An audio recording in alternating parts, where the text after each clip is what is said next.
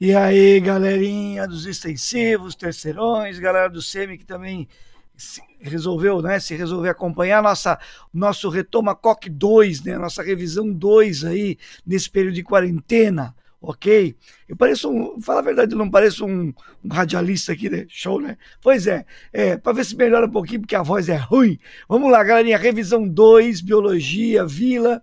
Olha só, nós temos aí, deixa eu só colocar aqui o meu timer de aula para poder controlar, tá? Então, nós vamos aí em 30 minutinhos fazer uma revisão. Não estranhem que eu tenho uma companhia aqui atrás, né? Esse é o Darwin, perfeito? Um dos 3 gatos que eu tenho. Ó, resolveu ir embora. Tá? Sabe tudo, né, Darwin? Sabe como é que é? Então, olha só, galerinha, olha lá. Na última revisão nossa, no último Retomacoque, nós paramos em proteínas, né? Fomos até proteínas nos extensivos. Então agora vamos falar um pouquinho aqui, né? Vamos destacar a canetinha, né? DNA e RNA, então são os ácidos nucleicos. Então o que você tem que lembrar? Que o DNA, ácido desoxirribonucleico, e o RNA, ácido ribonucleico, são ácidos orgânicos, né? Nucleares, principalmente nucleares, mas a gente encontra em outros lugares. Mas o principal são macromoléculas orgânicas que têm como unidade básica formadora um nucleotídeo. O nucleotídeo é formado por um fosfato, derivado do ácido fosfórico, uma pentose, cuidado, muito aluno fez confusão, pentose é um carboidrato, né, do grupo dos monossacarídeos, aonde o carbono da cadeia, né, são 5 carbonos, o N vale 5, lembra da formulazinha lá dos carboidratos? Perfeito, né? E além do fosfato da pentose, a base nitrogenada. Então dá uma olhadinha aqui, ó.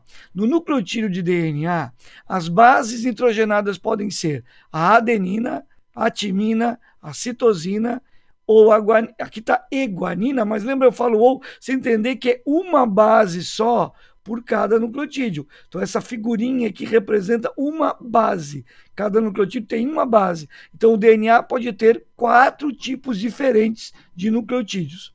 O RNA tem a mesma adenina, tem a mesma citosina, mesma guanina, pode ter. Mas no lugar da timina aparece a uracila. Então, o RNA tem 4 tipos diferentes de nucleotídeos possíveis. Uma coisa que você tem que lembrar aqui, ó, é que a gente chama, né, as bases púricas, são as bases púricas, a adenina e a guanina. E são as bases pirimídicas, a timina, a citosina e a uracila no RNA. Perfeito? Depois eu vou mostrar um desenho ali que é importante você lembrar disso. Bom, a pentose, né, o monossacarídeo presente no nucleotídeo do DNA é sempre a desoxirribose. E o que está no RNA é a ribose. Perfeito? DNA, a molécula, a macromolécula orgânica, é formada por 2 filamentos complementares. Aí você vai dizer filamento? Porque lembra? Nós vimos isso, olha só. Quando você pega um nucleotídeo, outro nucleotídeo, eles têm a capacidade de estabelecer uma ligação do fosfato com a pentose. Tá? Nós vamos falar dessa ligação já já. E isso permite a formação de um polímero, de uma fita, de uma macromolécula filamentar. O DNA é formado por 2 filamentos desse, mas que não são idênticos, são complementares, nós vimos isso. Né? Já o RNA é formado por um filamento só. Localização do DNA. Ele constitui a cromatina, ou o conjunto de cromatina, que são as fitas ou as moléculas de DNA, né, de dupla fita, que compõem o material genético nuclear. Né? Então, portanto, no núcleo já também existe o DNA mitocondrial e o DNA do cloroplasto, que são próprios das 2 organelas. O RNA, eu vou encontrá-lo em concentração no nucleolo do núcleo, que ele na verdade, é um tipo de RNA, que é o RNA ribossômico. Né? Eu vou encontrar no citoplasma, porque lá eu vou ter RNA mensageiro, transportador, né, na síntese proteica. Eu vou encontrar o RNA ribossômico na composição do ribossomo, E ainda, a partir do DNA mitocondrial e do cloroplasto, essas organelas produzem os seus próprios RNAs de síntese proteica, que são o mensageiro e o transportador, ok? Dá uma olhadinha então aqui, ó. Aquela ligação que eu falei a vocês, que vai ocorrer entre, né, você pega ali deixa eu pegar um cantinho aqui, ó, de novo, ó, você pega um nucleotídeo, e aí esse nucleotídeo vai se ligar com outro nucleotídeo a partir de fosfato, pentose. Então isso aqui eu vou converter como uma fita, né? É essa fita que você vê aqui, ó. Então nesse filamento é que está o fosfato e a pentose interligados.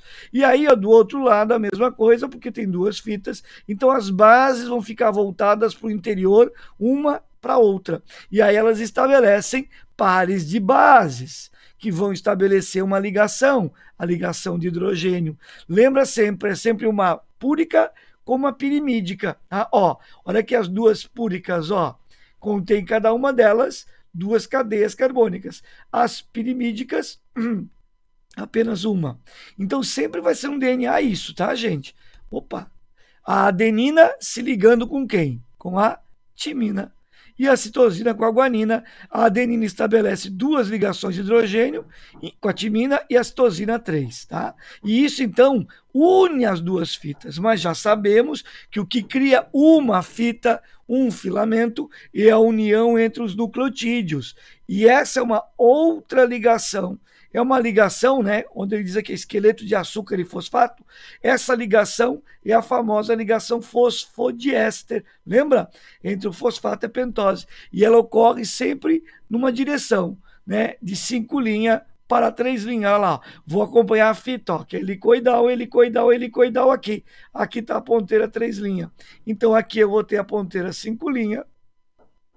Lá 3 linhas, lembra, nós vimos isso, as duas fitas ficam antiparalelas, então elas são complementares e antiparalelas, e justamente por ficarem antiparalelas com as bases ligeiramente desalinhadas, quando as bases procuram se alinhar para estabelecer as ligações, elas vão torcendo uma fita sobre a outra, esse formato helicoidal que caracteriza o DNA.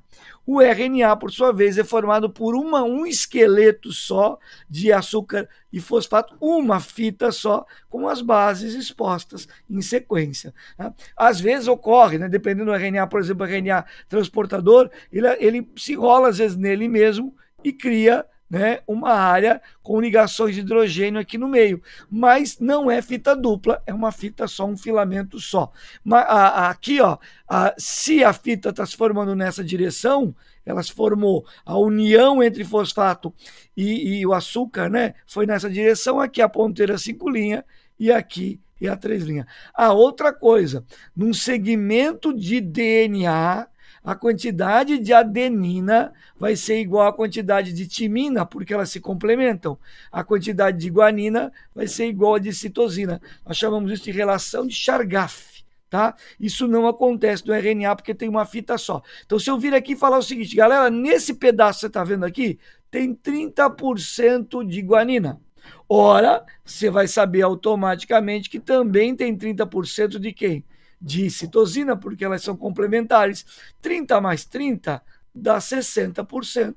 Falta 40 para dar o segmento todo, que é 100%. Significa que eu vou ter 20% de adenina e 20% de timina. Sempre assim. A soma no segmento que você está lendo dá 100%. Às vezes dá 100, alguma coisinha, porque aqui, ó, você está vendo, ó, como a fita torce, a gente corta, às vezes fica um pedacinho sobrando, então dá uma pequena diferença. Mas antes da vírgula, né, você vai ter que somar 100%. Perfeito? Ou chega muito próximo a isso com o que tem. Ou trabalha sempre na seguinte ideia, o vestibular não vai trabalhar quebradinho, eu tenho que chegar a 100% aqui. Então, eu tenho que somar os complementares, né, e a soma de todos eles tem que fechar os 100%. Ok? Valeu, então? Ó, processos que... Opa, deixa eu botar lá o título. Processos que envolvem os ácidos nucleicos. Então, agora eu vou voltar ali. Ó, o primeiro deles é a replicação ou síntese semiconservativa. É aquela que ocorre no núcleo das células eucarióticas e que vai permitir que o DNA, ó, faça cópia dele mesmo, né? Lembra, o DNA tem 2 filamentos, o original, que são complementares. Aí as fitas serão abertas em trechos e será feito um complemento de cada lado. Ao final, duas novas moléculas vão surgir, tá? Isso ocorre durante a subfase S da interfase. Nos assuntos futuros, vamos falar já de interfase, é o período em que a célula não está se dividindo. E a interfase é subdividida em G1, S e G2, tá? Então, por enquanto, depois a gente vai ver o que ocorre em G1, em G2, desculpa. Em S é o momento em que a célula dobra o seu material genético, a sua quantidade de DNA, né? Você vai ver na nossa aula de cromossomo que ela vai ter, né, cromossomos com duas moléculas de DNA, né? Então, quando eu tenho uma molécula só aqui, ó, eu tenho um cromossomo simples. Quando eu tiver duas moléculas e as duas forem uma cópia da outra, presos por uma mesma região, eu teria aqueles cromossomos típicos da divisão celular. Uma fita igual a outra, mas lembra a divisão? A duplicação é semi-conservativa. Eu não vou produzir uma molécula nova e manter a velha original, não. Eu vou ter uma molécula original se abrindo, criando um complemento para cada lado. Então aqui, nessa molécula, eu terei metade da original e metade nova, e na outra, metade da original e metade nova, porque a síntese é semi-conservativa.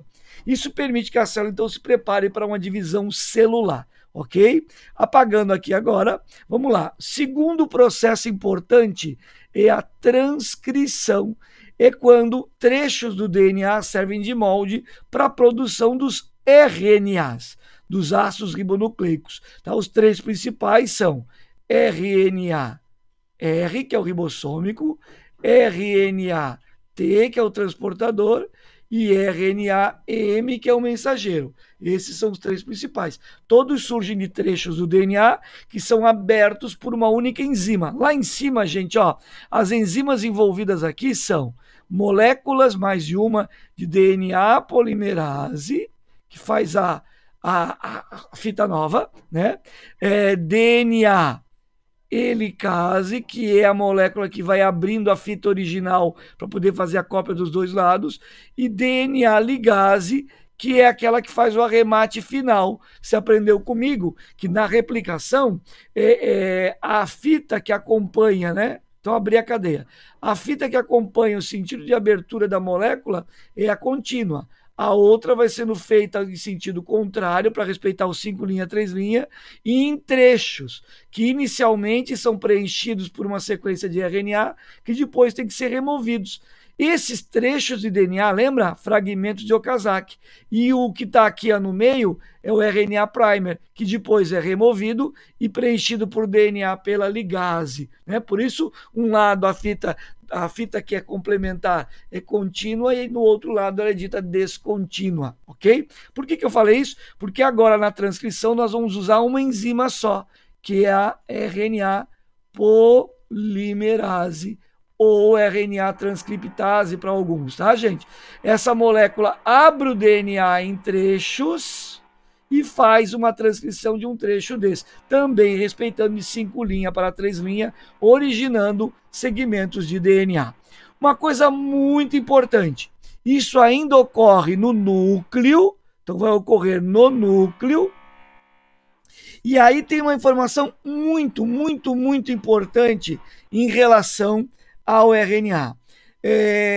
Quando você tem a síntese do RNA em eucariontes, você tem aquela historinha, lembra do DNA ter trechos que são codificantes, são sequências de códons que em sequência linear tem sentido para a síntese proteica, interrompidos, ou seja, tendo sequências intrometidas, que são os introns, que não contêm uma sequência lógica para a produção de uma proteína. Então você tem trechos de síntese interrompidos por introns, Quando ocorre a transcrição, o RNA mensageiro não pode conter esses introns, então eles têm que ser removidos, só pode ter exons de sequência, lembra disso? E então ocorre o processo de maturação ou splice, também conhecido como processamento, que vai originar o RNA mensageiro maduro ou pronto. Esse processo ocorre depois da transcrição e ocorre ainda no núcleo. Aí o RNA maduro, pronto, sem os introns, no meio, ou seja, os intrometidos, só exons e sequência, esse RNA mensageiro vai para o citoplasma, aonde ocorrerá a tradução. Lembra que tradução é a síntese da proteína, tá? Ela vai ocorrer no citoplasma, podendo ocorrer em ribossomos livres, aí a proteína produzida para a própria célula, ou em ribossomos aderidos ao retículo granuloso. Essa proteína cai nos canais do retículo e irá ser mandada ou levada por vesículas até o complexo Golgi, que vai fazer a sua exportação, ok? Aqui é importante lembrar que essa tradução se dá, lembra, você vai ter a fita de RNA mensageiro, ok? E ela tem sequência de bases. Lembra que cada 3 bases forma um códon, né? Então eu tenho os códons aqui, ó, no RNA mensageiro. Esses códons vão atrair o transportador, que é quem carrega o aminoácido para a síntese proteica. Então ele vai ter um aminoácido numa extremidade e uma trinca que vai buscar o seu complemento no RNA mensageiro. Esse aqui é o RNA T, o transportador. Lembra, essa trinca é o anticódon. Então, por exemplo, se aqui eu tiver um códon A, U, G, ele vai atrair um transportador que tem o anticódon U, A, C. Só que se sabe, por estudo, que esse aminoácido atraído pelo códon A, U, G é sempre a metionina. Esse é o chamado códon de iniciação. E isso aqui você viu comigo se dá dentro de um ribossomo gelatinoso das suas duas subunidades. Então eu quero que você lembre o seguinte: o conjunto de códons forma o código genético. Só que esse código genético, ele é, galerinha, deixa eu mudar a cor, ele é universal, ou seja, o código genético é o mesmo para praticamente todos os seres vivos. A Vila, não, eu tenho o meu. Não, você tem uma sequência de genes, uma combinação de genes que são tuas. Eu tenho as minhas. Mas esses genes são comuns na espécie. O que são os genes? Sequências de códons que têm a informação para codificar uma proteína no mecanismo de síntese. E essa forma de ler, interpretar, de traduzir o que cada códon significa, é o código genético, que é universal. Mas também é degenerado. Como assim, Vila? Lembra daquela tabela? Degenerado por quê? Porque ele vai ter uma parte dele, nós vimos isso até na outra revisão, uma parte, você vai ter 20 aminoácidos, mas ao todo você tem 64 códons. Dentre esses 64, 61 estão ligados aos 20 aminoácidos. Então vai ter aminoácido tendo mais de um códon para ele. Portanto, pode mudar o códon muitas vezes e não mudar o aminoácido na síntese proteica. Então a gente diz que o código genético é degenerado. E ele é dito não ambíguo, por quê?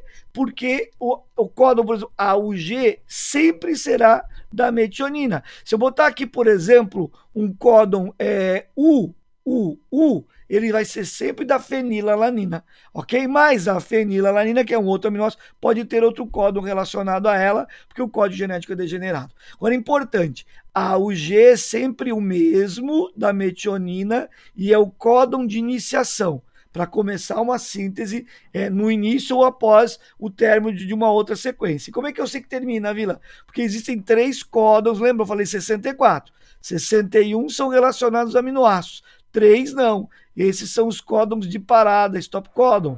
Quer dizer que eles não atraem um transportador, eles atraem uma enzima de liberação, chamado fator de liberação, para parar a síntese naquele ponto ali. Ok? Belezinha? Vamos lá então. Membrana plasmática, modelo do mosaico fluido de Singer e Nicholson, né? É formado por uma dupla camada de lipídios, que são fosfolipídios. Essa bolinha é o fosfato, é a parte polar, e aqui é a cadeia de ácido graxo dupla, né? Aqui, ó, é uma membrana, é uma camada, e aqui é a outra camada, a dupla camada. Essa é a parte fluida, quase líquida, onde estão os ácidos graxos, podendo ter colesterol quando a célula é animal. Esse colesterol vai estar associado a essa camada lipídica intermediária ou a camada do ácido graxo para dar mais elasticidade à membrana. Ainda temos a presença de carboidratos nas células animais, apenas na face externa, presos à proteína ou ao lipídio, né? Então seria uma glicoproteína ou um glicolipídio. fosfolipídio, formando o glicocálix, que está ligado a auxiliar na passagem de substâncias, mas a identidade imunológica da célula. Lembra? É a partir de mudança de carboidratos, de cadeias e do glicocálix, que eu vou estabelecer se a hemácia é do grupo A, grupo B, vamos falar isso depois na genética. Essas bolotas amarelas são proteínas. Essas que atravessam a dupla camada são as integrais ou intrínsecas. Essas que não atravessam, essa aqui não atravessou, são as periféricas, ligadas geralmente a complexos de transportes, ok? Lembra das modificações ou diferenciações que a membrana pode apresentar? Microvilosidades, lá nas células do intestino, epitélio intestinal, mucosa intestinal. Aumenta a superfície de absorção, são dobras da membrana na parte superior. Agora existe em todo o tecido epitelial de revestimento, não só no intestinal, a presença dos desmossomos. Metade de cada célula são chamados botões de adesão, aumentam a coesão no tecido, evitando que as células se separem facilmente. Para ainda manter mais adesão, aparecem dobras de membrana, né, que são as interdigitações, também presente em todo epitélio de revestimento, inclusive no epitelial, que é o mais completo, o intestinal, que acaba sendo mais completo. E aqui são as pregas basais ou tabiques que aparecem em células dos túbulos renais. Ao invés de serem para fora, como são as microvilosidades, que são evaginações, essas são invaginações, são para o interior, mas também aumentam a superfície de, aqui no caso de reabsorção, lá nos túbulos renais. Quando falamos de membrana, falamos de transporte via membrana, aquilo que passa por ela. Então eu posso ter o transporte passivo, que é aquele que ocorre sem gasto de ATP, porque é a favor de um gradiente. O que pode ser transportado da solução? O soluto ou o solvente. Importantíssimo. Nesse tipo de transporte, a substância não destrói, não leva um pedaço da membrana, ou ela passa por solubilidade na dupla camada fosfolipídica, aí ela vai ter que ser lipossolúvel de baixo peso molecular, por exemplo, os gases, né, como o oxigênio, o CO2, configurando o que nós chamamos de uma difusão simples. Às vezes é uma molécula pequena polar que pode passar por proteína de membrana sem que ela o ajude, sendo então a favor do gradiente de concentração, não gasta ATP, também é uma difusão simples. A favor como? Está indo de onde esse soluto está em maior quantidade para onde ele está em menor quantidade. Então aqui, para não gastar, tem que ser do do mais concentrado, para o hipotônico. Perfeito? É uma difusão simples porque não teve a ajuda da membrana, passou ou pela bicamada por solubilidade ou por proteínas, mas sem elas ajudarem. Por quê? Porque quando elas ajudam, ou por canais iônicos ou por giros, elas estão facilitando a difusão. É o mesmo princípio, é do hiper, né, para o hipo, e é o soluto, normal, mas com a ajuda da proteína de membrana. E aí não tem gasto ATP, perfeito? Porque está respeitando o gradiente. Por que está escrito transporte de nutrientes? Porque um dos exemplos que mais se usa é o transporte da glicose a partir de proteínas dessa, que são ativadas em um mecanismo complexo de facilitação e aceleração pelo uso da insulina, mas a difusão é facilitada por causa da proteína. Agora, galerinha, você tem soluto e tem solvente. Quando é o solvente, no caso a água, aí não é difusão, é osmose. E aí, como é a água, ela é diluente, ela faz o caminho diferente. Ela vai do menos para o mais concentrado, mas não gasta ATP porque ela é o solvente. Ela está em maior quantidade aqui no meio que tem menos soluto. E ela vai para diluir. Lembra o que eu expliquei a vocês? Lembra do princípio do tangue lá, né? Você fez o tangue, ficou muito forte, muito ácido. Você não tira o pó, você bota mais água. Então você está botando mais água no meio que ficou mais concentrado para diluir concentração. Isso é osmose. Agora, galerinha, quando o que vai ser transportado exige gasto de energia pela célula, nós estamos falando de transporte ativo. Qual é a grande diferença?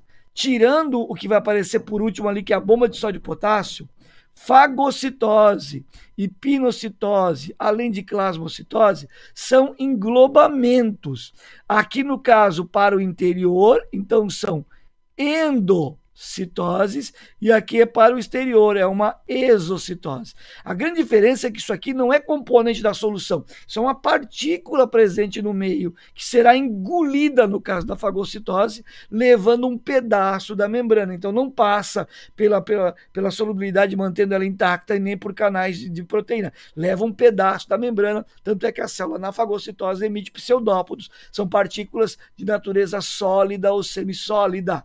Na pinocitose é de natureza líquida ou sem ser a água, tá, gente? Ou gordurosa, tipo uma gotícula de glicerol, né? Que é um álcool oleoso, pegajoso, que é componente das gorduras. Ele vai passar por ali por um processo de pinocitose. Também engolindo, mas sem formar pseudópodos. E a plasmocitose é um processo específico quando a célula elimina substâncias que foram residuais da digestão intracelular. Então, ela digeriu, aproveitou o útil, o resíduo, ou seja, as fezes, ela joga para fora para a plasmocitose. Mas toda a exocitose de substância inútil ou resíduo, como na plasmocitose, ou às vezes hormônios e outras substâncias úteis, que são exocitoses, é tudo processo com consumo energético.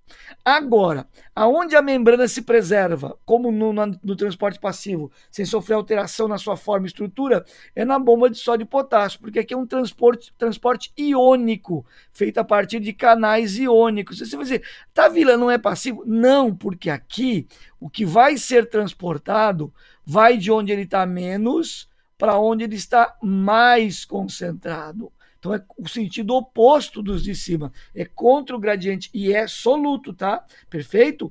É, por exemplo, o bombeamento do sódio e do potássio para manutenção de gradientes elétricos da membrana. Então o transporte de sódio é quando o sódio é posto, empurrado para fora, e potássio quando ele é trazido para dentro. Lembra? Porque num primeiro momento, quando você estimula uma célula, entra sódio a favor do gradiente. Depois sai potássio a favor do gradiente. A proteína bomba agora vai bombear esse sódio que entrou a mais para fora contra o gradiente e esse potássio que saiu trazendo-o para dentro também contra o gradiente, gastando ATP. Ok? Vamos para o bloco final, processos metabólicos energéticos, vamos falar de fermentação e de respiração celular de forma muito rápida, revisão dos principais tópicos. Fermentação, gente, é todo o processo sem o uso de oxigênio, tá? Então é um processo anaeróbio, sempre. Agora, existem alguns tipos de respiração que tem mitocôndria, que tem as 3 etapas, mas não usa o O2 como o aceptor final do processo. Então também é anaeróbio, mas não é fermentação. Aqui lembra, nós teremos a quebra da glicose, né, nos 2 estágios, a mesma reação, que é a chamada glicólise, que também vai ocorrer na respiração aeróbia. Tá? Essa glicólise consiste na quebra de uma molécula de glicose em 2 moléculas de ácido pirúvico ou piruvato. Durante essa quebra, a célula produz ATP para ela. Aqui você está vendo 2 ATPs, ó. Esse é o saldo final, portanto, é o que a célula ganha quebrando a glicose em piruvato no seu, qual é o local? Hialoplasma ou citoplasma, né? Não precisa de organela, portanto, então todo ser vivo pode fazer isso aqui e nem usa oxigênio. Aí, ó, extraem-se hidrogênios da glicose, produzindo 2 NADH2. Lembra que a grafia pode aparecer como NADH só, 2 NADH, mas o potencial são sempre 2 hidrogênios envolvidos. Aí, ó, perceba que é o mesmo nas duas, porque a glicólise sempre será igual. Agora, a partir da obtenção do ácido pirúvico, o que vai acontecer? Aqui, ó, no caso desta fermentação, que é a fermentação lática, os NADs não terão, assim como a outra fermentação alcoólica, para onde mitocôndria, por falta de oxigênio, eles não vão entrar na mitocôndria para levar esses hidrogênios. Então eles vão ter que doar os hidrogênios para o ácido pirúvico. Olha aqui que legal, ó. Então cada ácido pirúvico ganha 2, percebam que eram 4, 2 vezes 2, 4, cada um ganha 2 e se transforma em ácido lático. Perfeito? Ok? Isso é a fermentação lática, que ocorre por lactobacilos, bactérias da produção do leite, derivados do leite, né? Iogurte, queijo, orgute, queijo, lembra disso? Então, iogurte, queijo. E nas nossas células musculares estriadas esqueléticas, quando falta a elas o oxigênio. Já a fermentação alcoólica, o ácido pirúvico, cada molécula, antes de receber, eles não vão receber o hidrogênio do NAD. Por quê? Porque antes disso, eles perdem carbono e oxigênio por enzima especial que esses fungos têm, que são as descarboxilases. Ao perder, né, presta bem atenção, perdem CO2. Então, um composto intermediário vai surgir aqui com 2 carbonos. Aqui também, é um aldeído e com menos oxigênio. Então, esse hidrogênio vem para esse aldeído, esse 2 e 2. Então, cada aldeído que surgiu aqui, ó, depois que perdeu o CO2, ao receber hidrogênio, vira o etanol. Por isso que aqui eu tenho... Opa, estourei o meu tempo, mas dá tempo. Por isso que aqui eu tenho 3 carbonos, né? Aqui fungos são os grandes produtores, na bebida alcoólica, por exemplo, na fermentação do pão, liberando CO2. Perceba, ó, aqui tem saída de CO2, lá não tem. E para finalizar, o processo de respiração aeróbica. Eu continuo tendo a mesma glicólise no citoplasma, sendo anaeróbia, uma glicose formando 2 moléculas de ácido pirúvico, tendo um saldo de 2 ATPs e 2 NAD, trazendo, né, 2 hidrogênios, cada NAD, 2 hidrogênios, 4 hidrogênios, igualzinho. Só que a diferença é que agora o processo vai ter, no final aqui, vai estar sempre entrando oxigênio na história.